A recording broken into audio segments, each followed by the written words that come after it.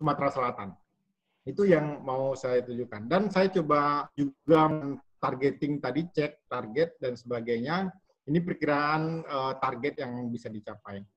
Oke, jadi ini yang makro tadi, target nasional bisa sampai 7%, tapi ini agak berat tadi ya, kalau memang keadaan COVID ini terjadi. Kemudian apa yang bisa kita lakukan supaya negara kita ini atau Sumatera Selatan utamanya bisa mengurangi angka kemiskinannya. Jadi angka kemiskinan itu basisnya kan multisektoral ya. Harusnya pengentasan itu seperti yang dikatakan kebijakan-kebijakan tadi saling integrasi, terutama dari sisi bagaimana mengurangi ketimpangan, bagaimana menangani ketahanan pangan, pekerjaan yang layak, ya, akses layanan kesehatan, hunian yang layak, pendidikan, kepemilikan aset, akses air bersih, listrik, dan sebagainya. Jadi itu yang penting sebenarnya. Jadi gini, untuk mengurangi kemiskinan itu ada angka besarnya, itu berupa outcome, tetapi juga ada angka output dari aktivitas-aktivitas dilakukan oleh rumah tangga. Dari sisi rumahnya, lingkungannya, pekerjaannya, gitu ya, kebutuhan dasarnya itu yang perlu kita perhatikan. Kemudian satu lagi yang penting kita pahami ya, dina penduduk yang masuk dan keluar dari kemiskinan itu tinggi sekali ya. Jadi sebenarnya secara total Bapak Ibu ya, kalau ada 100 orang miskin tahun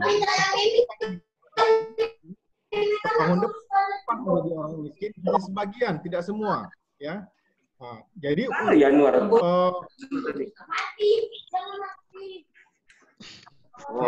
jadi tidak semua bisa menjadi bukan orang yang sama. Jadi dalam 1 tahun itu ya, itu yang tetap menjadi orang miskin yang sama hanya sekitar 47%. Sisanya itu adalah orang yang berganti. Ini informasi yang dihasilkan dari info ini ya. Kemudian Bapak Ibu,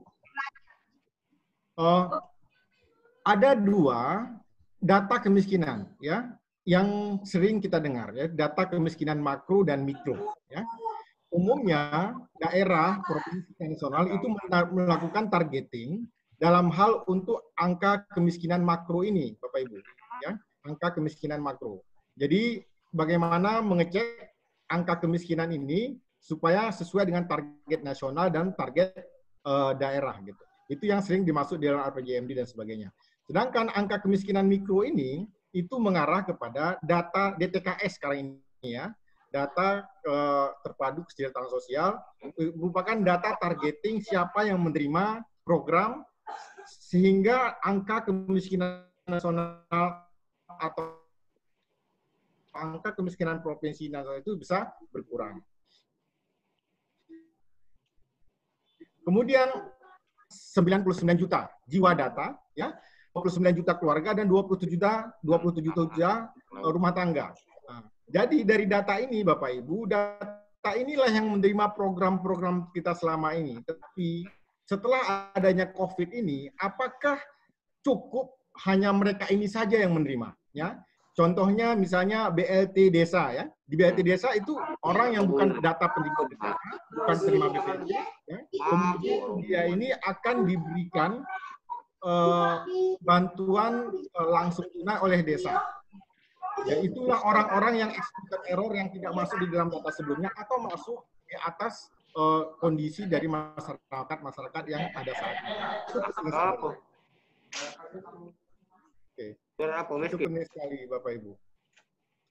Kemudian selanjutnya, inilah data-data kita yang sudah kita perbaiki sejak tahun 2005, ya, 2005.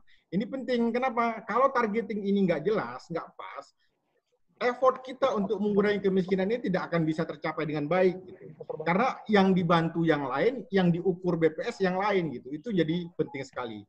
Ada terus pembelajaran, ya, 2005, ya, itu kejadiannya semua diserahkan ke kepala desa untuk menentukan siapa yang mau didata.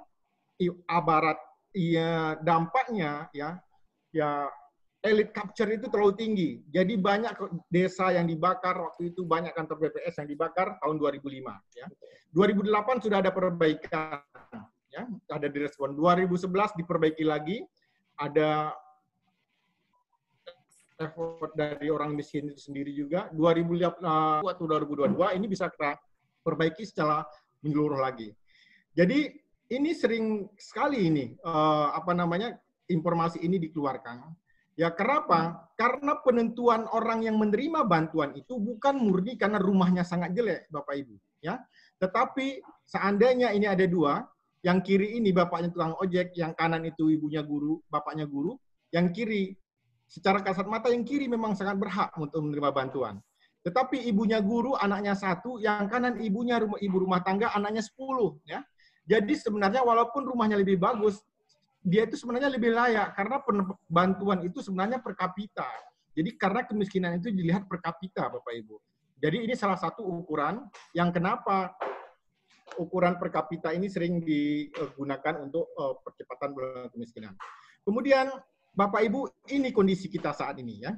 Kondisi kita saat ini ya, di Sumatera Selatan itu peringkat 6 terbanyak penduduk miskinnya di Indonesia. Walaupun ya Sumatera Selatan itu tingkat kemiskinannya 12,56%, ya peringkat ke-11 loh. Jadi ini jutaan penduduk miskin di sini, Bapak Ibu. Jadi kita tidak hanya main di besaran naik turunnya. Ya ini jutaan. Kalau satu kita lihat sedih ya, tapi kalau jutaan cuma angka statistik katanya. Ini jadi penting apa effort yang besar ya dari negeri yang begitu megah ini ya yang bisa mengadakan Asian Games dan sebagainya, supaya yang 1 juta ini bisa kita kurangi secara signifikan. Gitu ya. Kemudian dilihat dari profilnya lagi yang lain, ya tingkat kemiskinan profilnya ini memang lebih tinggi Sumsel dari rata-rata nasional. Kemudian dari sisi jumlah penduduknya itu sekitar 688.000 itu aja di pedesaan. Jadi kata kunci pertamanya bagaimana mencari percepatan penanggulangan kemiskinan di pedesaan dibandingkan di perkotaan. Ya. Itu di perkotaan itu di pedesaan itu 2 kali lipat dari jumlah yang ada di pedesaan. Kemudian ini kita lihat angka persentase penduduk miskin dan yang kiri itu jumlah penduduk miskin, Bapak Ibu. Mohon diingatkan saya kalau terlalu cepat atau suaranya nggak jelas ya. Masih jelas Bapak Ibu? Masih. Ini karena online ini takut kita informasinya nggak jelas. Oke. Alhamdulillah lancar. Jadi Bapak Ibu, ya. Saya coba simulasi. Seandainya ya kita fokuskan ke 8 dari 17 wilayah ini, kabupaten kota ini. Pertama saya pilih 4 yang paling tinggi tingkat kemiskinannya, ya. Setelah itu saya urutkan 4 yang paling tinggi jumlah penduduk miskinnya, ya. Saya coba fokuskan seandainya kita coba ingin menyelesaikan cepat dengan fokus dengan menentukan wilayah tertentu. Ya. Kemudian apa wilayahnya? Ya, ini wilayah 4 teratas jumlah Tiwasin, Lahat dan Ogan Komering Ilir. Itu tingkat kemiskinannya tertinggi di Sumatera Selatan. Ya. Kemudian saya pilih lagi 4 ya, yang paling banyak jumlah penduduk miskinnya dari sisaan yang 17 kurang 4, kemudian 17 kurang 4 tinggal 13. Dari 3 ini saya pilih 4 yang paling banyak jumlah penduduk miskinnya. Ya, itu adalah Muara Enim, Banyuasin, Kota Palembang, dan Ogan Komering Ulu Timur. Ya. Jadi seandainya kita fokus dari 17 ini ke 8 saja, ya, itu ternyata 71% penduduk miskin di Sumatera Selatan itu ada di 8 kabupaten kota ini. Ya. Jadi karena kemiskinan ini tidak bisa hanya kita mengejar jumlah tingkat, ya, tapi harus juga mengejar jumlah. Ya, ini pentingnya. Jadi kalau kita bisnis as usual dengan cara-cara membagi program itu per kabupaten sebesar ini naik 5%, naik 3%, maka angka kemiskinan itu tidak akan berkurang signifikan sama sekali. Ini sudah Bapak Ibu lihat puluhan tahun belakangan ini, ya. Angka kemiskinan itu hanya berkurang 0,1, 0,5, 1%, itu hebat banget, ya. Jadi diperlukan langkah strategis meluruskan angka kemiskinan khusus wilayah kantong ini. Seandainya ini ditentukan, dan ini bisa dirubah juga Pak, silakan dirubah sesuai dengan kepentingan daerah untuk mempercepat penanggulangan kemiskinan dan memperkuat memastikan seluruh program berjalan langsung dan efektif di 8 ini. Mungkin provinsi nggak bisa ke 17-nya ya mengunjungi, bisa nggak yang 8 ini difokuskan ya supaya percepatan ini bisa selesai. Kemudian saya lihat profil-profil dari 8 ini, memang tingkat kemiskinannya tinggi ya, kedalamannya juga sangat tinggi, keparahannya juga iya, dan jumlah penduduknya juga yang paling banyak, 71% tadi. Ya. Kemudian kita lihat profilnya lagi. Ya. Saya lihat profilnya dari infrastruktur dasarnya. Ya.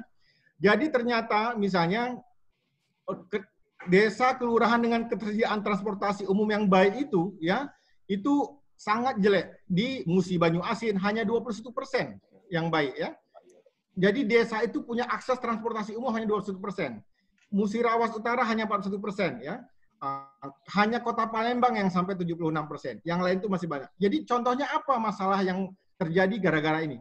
Jadi kalau desa kelurahan ketersediaan transportasi umumnya kurang baik, Bapak Ibu, ya, dampaknya masyarakat itu sengaja atau tidak sengaja terpaksa membeli motor misalnya, ya. Membeli motor. Itu akhirnya mereka dengan uang 500.000 bisa mengambil motor ke leasing gitu, ya. Jadi sisanya setiap bulan mereka itu pengeluarannya untuk makanan terpaksa untuk non makanan. Kemudian transportasi jadi mahal. Jadi ini ada kegagalan transportasi di daerah-daerah ini yang kadang-kadang memang swasta itu tidak mungkin ya membuat transportasi publik di situ. Nah, mungkin seperti itu. Itu penting sekali jadi analisa kita untuk per kabupaten kota. Informasi ini ada per desa, Bapak Ibu, ya. Kemudian keadaan mereka menuju ke fasilitas kesehatan. Ini sudah hampir bagus semua, tetapi rata-rata di daerah miskin ini itu di bawah 50% capaiannya, bisa akses ke rumah sakit dan sebagainya, ya. Kemudian informasi apa lagi, ya? Jadi sekarang era 4G, era milenial gitu, ya. Tetapi ya sinyal 4G-nya di Musirawas itu hanya 1% dari semua desa gitu, ya. Jadi hampir 99% desa di sana itu nggak ada sinyal 4G, hanya sinyal seluler biasa saja gitu kan.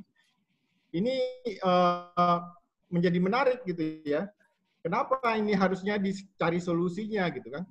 Nah, jadi itu kemudian fasilitas pengiriman, ini penting sekali sekarang ini. Karena sekarang ini semua orang bisa mengirim barang dan sebagainya untuk produksi-produksi mereka.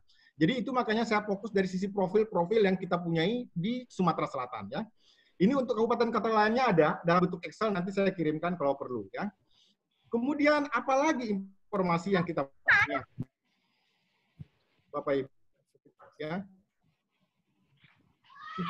Jadi ternyata masih ada 550 titik, jumlah bangunan komunitas 16.000, ya, jumlah keluarganya ada 21.000. Jadi di masing-masing kota yang ini, terutama yang paling besar itu di Kota Palembang, itu ada 12.000 keluarga kumuh, ya, tinggal di lingkungan kumuh. Ini sangat berisiko, ya. Nah, ini kalau kita ingin spesifik. Kemudian apalagi informasi yang kita punya? Ya, jadi ini Bapak Ibu, saya coba ingin lihat dari rumah tangga miskin. Ini khusus untuk rumah tangga miskin dan profil dari rumah tangga miskin itu sendiri, ya. Jadi kepala rumah tangga perempuan, ini saya terkejut juga, ya. Di Musirawas Utara itu 40% yang orang miskin itu, orang miskin di Musirawas itu 40% kepala rumah tangganya perempuan. Mudah-mudahan datanya yang salah, ya. Saya senang sekali kalau datanya salah. Artinya apa? Bukan perempuan, Pak. Tapi kalau kepala rumah tangganya perempuan, apa solusinya, ya, untuk mereka ini? Ya, misalnya informasi-informasi itu. Kemudian apalagi informasi yang kita bisa dapatkan, ya. Kemudian pendidikan kepala rumah tangga, ya, atau pendidikan kepala rumah tangga miskin. Jadi kondisi pendidikan rumah tangga miskin. Jadi hampir, ya, 86%, hampir 85% di Musirawas Utara itu, ya, kepala rumah tangga itu berpendidikan SD ke bawah. Bagaimana mencari solusi yang kepala rumah tangganya SD ke bawah, ya? Jangan-jangan nggak pernah dicari solusinya, cuma ada informasi ini doang, gitu, ya. Jadi itu jadi masalah kita sekarang ini. Banyak sekali program tidak berhubungan dengan masalah, gitu, ya. Nah, jadi kalau tahu masalahnya harusnya mengarah kepada program tersebut, gitu. Nah, kemudian saya yakin COVID ini kan baru, ya, baru di nasional memang parah sekali, ya, di Palembang sudah mulai meningkat, gitu, ya. Jadi sebenarnya yang paling besar itu sebenarnya bisnis as usual, cara penyelesaian kemiskinan ini yang jadi masalah sebenarnya. Bukan COVID-nya, lebih parah lagi apa yang kita lakukan selama ini yang berulang-ulang dan tidak belajar dari kesalahan, itu yang menjadi masalah terbesar kita. Kemudian saya ingin lihat aset dari mereka ini, gitu, ya. Jadi ternyata orang miskin kita itu tidak bisa kita lihat dari aset sepeda motornya, Bapak Ibu. Kalau di Banyu Asin itu, ya, Musi Banyu Asin itu, dari 100 rumah tangga miskin, 83 punya motor. Ya, kalau ada 10, 8 punya motor. Ya, itu menarik kan Bapak Ibu? Jadi masalahnya itu ternyata bukan di dia tidak punya motor, orang miskin kita sekarang itu sudah berubah, punya motor, ya. Ya, hampir kalau di Ogan Komering Ilir itu sama juga hampir 83 ya. Oke. Itu dia informasinya. Kemudian demikian juga dari sisi kepemilikan lahan ya. Tanah. Jadi sebenarnya kita itu punya potensi besar apa? Hampir 80% atau secara total itu 63% orang miskin itu punya lahan semua. Apa solusi untuk rumah tangga miskin yang punya lahan? Itu menjadi penting bagi kita. Kemudian sedikit lagi tentang lansia Bapak Ibu ya. Jadi ternyata di 8 kabupaten kota ini 70% lansia miskin itu ada di sana. Itu sebenarnya 17.000 ya. Jadi kalau mau kita bagi-bagi ya. Jadi di Musirawas Utara itu ada 1.274 lansia miskin. Nah, ini harus ditangani dengan program khusus gitu kan. Apakah PKH pusat sudah cukup dengan itu atau memang ada program khusus lainnya. Kemudian sedikit lagi informasi dari ketenagakerjaan, Bapak Ibu ya. Jadi saya coba analisis orang miskin itu, kemudian kan mereka bekerja, ya. Dari yang bekerja itu, kerjanya di sektor apa? Ya, kerjanya di sektor apa? Jadi orang miskin di Sumatera Selatan itu 59% ya bekerja di sektor pertanian. Jadi kalau ada 10 orang miskin, 6-nya itu bekerja di sektor pertanian. Jadi orang miskin bekerja di sektor pertanian, ya. Itu yang menjadi masalah kita. Kemudian setelah itu sektor apa? Perdagangan dan industri. Jadi sebenarnya pertanian ini masalah kita terbesar. Boleh nggak pertanyaannya kan? Apakah boleh orang petani di Sumatera Selatan itu tidak menjadi orang miskin? Boleh. Terus apa solusinya? Apakah sudah digerakkan atau dicari metode untuk mencari solusi ini? Kemudian saya sedikit bicara stunting, Bapak Ibu, cuma satu slide saja. Sumatera Selatan itu 31,7 ya. Jadi termasuk yang menengah ke atas ini jumlah stuntingnya tertinggi. Kemudian ini sekitar 248.000 calon-calon orang miskin berikutnya ya. Karena mereka itu stunting lebih beratnya kurang dari anak seumurannya. Dan stunting ini setelah umur 5 tahun itu tidak bisa diobati lagi. Yang bisa hanya dicegah penyakit-penyakit berikutnya. Gitu. Jadi penanganan ini harus dilakukan adalah pencegahan ya, itu stunting. Ini informasi sedikit. Kemudian kita ingin lihat ya, yang miskin, rentan miskin dan sebagainya ya. Jadi ternyata kalau masalah ketidakcukupan makanan saja ya. Jadi ini saya hitung coba GK makanan ya. Itu orang miskin di Sumatera Selatan itu kalau yang tidak cukup makanan saja itu hanya sekitar 2%-an ya. Karena nggak cukup makanan, atau sekitar 47.000 rumah tangga, 245.000 individu. Jadi kalau garis kemiskinan makannya saja saya ambil, ternyata hanya 2% orang nggak cukup makanan yang ada di Sumatera Selatan itu. Ya. Tetapi kalau ini kita pecah-pecah, kurang dari makanan, kemudian sangat miskin yang makanannya dikurang, kemudian miskin yang sangat miskinnya ini kira-kira begini jumlahnya. Kalau orang miskin aktual di sana itu kan 217.000, 1,07 juta individu. Ya, ini pendapatan per kapitanya. Jadi pendapatan per kapitanya rata-rata orang miskin itu yaitu sekitar 341.759 rupiah. Untuk makanan 220, untuk non makanan 121.000.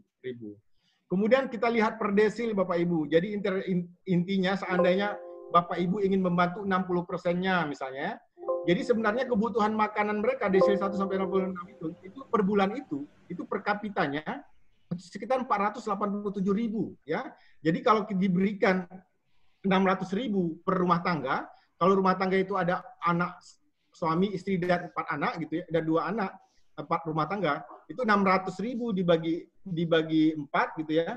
Jadi dapatnya 150.000. Jadi hanya sekitar seperempat dari kebutuhannya yang kita penuhi kalau kita berikan 600.000 per bulan ya. Seperempat dari kebutuhan makanannya. Jadi jangan dikira memberikan 600.000 itu besar sekali manfaatnya untuk masyarakat. Enggak. Itu hanya 1/4 dari kebutuhan makanan dia untuk kondisi mereka yang miskin atau rentan miskin. Kemudian ini angka kumulatifnya kalau ya 60% itu sekitar 1,1 juta rumah tangga atau 5 juta individu yang ada di Sumatera Selatan. Kemudian ini prediksi, saya coba prediksi ya, seandainya growth kita itu seandainya 2,5, 2, 1 ya, 0, -2, -4. Kita belum tahu ini karena Sumatera Selatan baru saja jumlah COVID-nya besar, mungkin dalam 2-3 bulan ke depan itu bisa lebih parah ya. Kalau bisa lebih parah mungkin ekonomi itu bisa turun lagi. Kita tahu triwulan 1 tumbuh 4,98 ya. Triwulan 1 2019 berapa, Pak? Sampai 5 nggak? 6. Bapak Ibu. Berapa ya? Pertumbuhan ekonomi kita triwulan 1 2019 5, triwulan 1 5, ya? Tahun kemarin bisa sampai 5% nggak? 6%?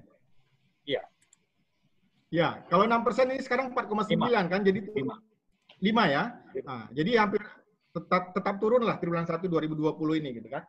Nah, jadi ini kira-kira, jadi seandainya pertumbuhan ekonomi kita 2, saja tahun ini, optimis tahun ini nanti 2,5, kemudian inflasi kita mungkin sekitar 5%, sementara Maret ini 3,2 ya, asumsi saya ini. Kemudian tingkat kemiskinan itu bisa sekitar 13,77%, Pak. Ya, dari 12,71 naik menjadi 13,77%. Jadi jumlah penduduk miskinnya itu sekitar 1,163, jumlah tambahan penduduk miskin sekitar 89.000 ya. Jumlah individunya per kapita. Jadi kira-kira berapa bantuan per kapita per bulan yang diperlukan ya? Itu sekitar 74.773 rupiah. Kalau total serumah tangga sekitar 370.000. Artinya apa? Ini sebenarnya P1 Pak di dalam pengukuran kemiskinan. Apa itu P1? P1 itu tingkat kedalaman kemiskinan. P1 itu sebenarnya ukuran jarak dari rata-rata garis kemiskinan terhadap rata-rata pengeluaran penduduk miskin. Jadi seandainya pengeluaran penduduk miskin itu kita tambah 74.000 per kapita, itu orang miskin itu bisa keluar ke garis kemiskinan. Jadi sebenarnya sekitar 370.000 per rumah tangga per bulan itu mungkin sudah cukup untuk memberi mereka stimulus untuk menuju garis kemiskinan. Jadi sekitar bantuan 600.000 tadi ini sebenarnya salah satu kenapa bantuannya 600.000 Bapak Ibu ya. 2 kali dari perkiraan kita ya. Jadi dia itu minimal nggak jatuh dan bisa bertahan. Jadi kalau miskin pun nggak jatuh, jadi akhirnya dia itu tidak menjadi miskin yang parah. Itu kira-kira informasi yang saya sampaikan ya. Ini bisa dibaca detail nanti Bapak Ibu. Jadi kira-kira kalau kemiskinan itu kemungkinan besar kalau inflasinya sekitar 5%, GDP growth-nya sekitar 2,5%, itu angka kemiskinannya menjadi 13,77%, meningkat sekitar 1%. Ini ada alternatifnya ya, growth-nya itu 2%, 1%, 0%, -2, -4. Kemudian Bapak Ibu, usulan rekomendasi kita pertama, kelembagaan atau penanggulangan kemiskinan perlu diprioritaskan ya. Jadi mekanisme penganggarannya harus berubah ya. Kita harus belajar dari masa lalu ya. Kemudian usulan rekomendasi disesuaikan dengan kondisi karakteristik kemiskinan di daerah tersebut ya. Jadi contohnya apa? Pertama, kebijakan-kebijakan mikro yang menurunkan beban pengeluaran, meningkatkan pendapatan ini harus kita sesuaikan dengan isu masalah yang ada di Sumatera Selatan. Contohnya, ya PKH diprioritaskanlah yang usia 70 plus, yang rumah tangga miskin tadi. Ada 17.061 jiwa yang di kantong kemiskinan. Jadi kemudian lebih dari 99% kepala rumah tangga bekerja di sektor pertanian. Ya, bagaimana solusi penyelesaian kemiskinan sektor pertanian? Spesifik saja. Jadi kalau kita spesifik menyelesaikan kemiskinan sektor pertanian, itu 59% kemungkinan bisa kita selesaikan permasalahan kemiskinan di Sumatera Selatan. Kalau dari sisi pekerjaan itu bisa kita inikan. Ya, kemudian libatkanlah perguruan tinggi ya menjadi partner inkubasi bisnis. KKN mereka itu coba dibantu untuk membuatkan kelembagaan di desa, kemudian entrepreneurship dan sebagainya. Kemudian dari sisi program kesehatan, Bapak Ibu, ini yang paling penting ini. Jadi akses ke rumah sakit sudah oke sekarang ya. Sekarang itu yang paling besar isu COVID. Tapi isu penyakit yang mendasar itu kita harus perhatikan juga ya. Dan stunting ini penting sekali. 248.000 ini anak stunting ini penting sekali menjadi prioritas kita ya. Kemudian angka kematian ibu dan pernikahan dini ini mungkin juga menjadi perhatian. Kemudian memanfaatkan program pendidikan Sumatera. Ini dari sisi pendidikan ya. Selama sekolah tadi, buta huruf, rumah tangga bermiskin 65% kepala rumah tangga miskin berpendidikan SD ke bawah. Ini menjadi penting sekali. Apa solusi dengan pendidikan mereka seperti itu ya. Kemudian apalagi konektivitas ya, konektivitas ini apakah sudah nggak ada masalah ya? Ini dari sisi apa tadi permasalahannya? Konektivitas dari transportasi darat mungkin nggak ada masalah, tetapi dari jalannya nggak ada masalah, tapi transportasi daratnya kok nggak ada gitu ya? Transportasi umum publiknya, Bapak Ibu. Kemudian cakupan layanan air minum dan sanitasi ya, telekomunikasi itu penting sekali sekarang ya, telekomunikasi, pengiriman ya. Kemudian fasilitas kesehatan tadi mungkin nggak perlu dioptimalkan ya. Pengembangan wilayah kantong kemiskinan perlu diintegrasikan dengan program yang lebih efektif. Jadi istilahnya tahu profilnya, tahu masalahnya, tahu kelembagaannya. Kemudian dana desa ya, ini dana desa tadi penting sekali ya, optimalisasi pemanfaatannya. Kemudian apalagi kelembagaan ternyata penting sekali Bapak Ibu. Pembelajaran kita, daerah yang TKPK-nya bagus itu rata-rata penurunan per tahunnya itu bisa lebih tinggi dibandingkan daerah yang lain. Karena koordinasi ini ternyata sangat efektif Bapak Ibu. Jadi dibandingkan kalau kita tanpa koordinasi. Jadi keberadaan TKPK saja itu sudah sangat membantu dalam percepatan penanggulangan kemiskinan, pembelajaran dari informasi-informasi sebelumnya. Jadi ini kalau bisa ya peran koordinasi ini kalau bisa jangan sampai berkurang ya. Kemudian desain program, desain kelembagaan, desain alokasi anggaran yang sesuai dengan profil atau masalah kita yang ada di lapangan. Saya rasa itu pesannya Bapak Ibu. Terima kasih sebelumnya. Maaf bila ada kekurangan. Wassalamualaikum warahmatullahi wabarakatuh.